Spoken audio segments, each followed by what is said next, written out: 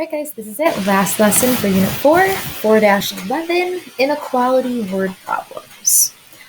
So first thing, fill in our symbols: less than, greater than, less than or equal to, greater than or equal to.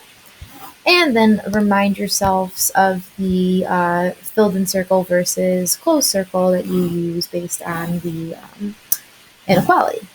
So remember, less thans and greater thans are going to get open circles, whereas the or equals to get those filled in circles.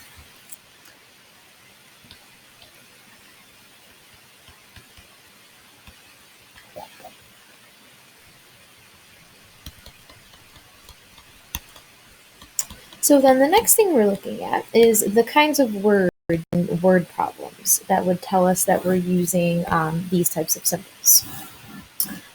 So the most common ones you're going to run into for less than are going to be something like, is fewer than, below, / under. If they say is smaller than, right, all those mean less than. And then on the flip side, looking at your greater than pieces, same kind of thing. Greater than, something like exceeds, EXCEE, is more than, naturally, right? Is above, abover, above, smaller, above, or over. I think that about covers it.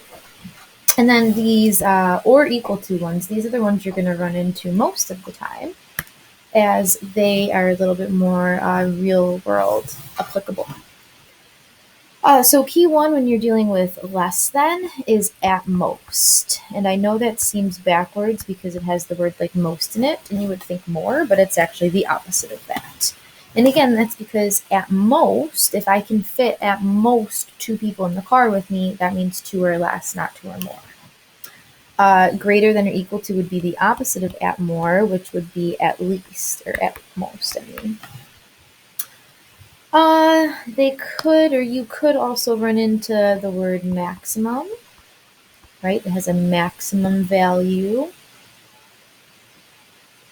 or a minimum value, or no more than and no less than. So they're like opposites naturally. And you're just looking for those keywords that tell you which inequality you're going to actually be using there. Alrighty, we will take a look at our first example next, keeping in mind that you do have requirements for full credit, just like in your previous word problems. You need your let statements, the inequality, the solving work, and an answer sentence. Notice you do not need to graph these. Let's take a note of that really quick. Purple. You do not need to graph word problems. The best that you'll do with those word problems is just writing an answer sentence instead.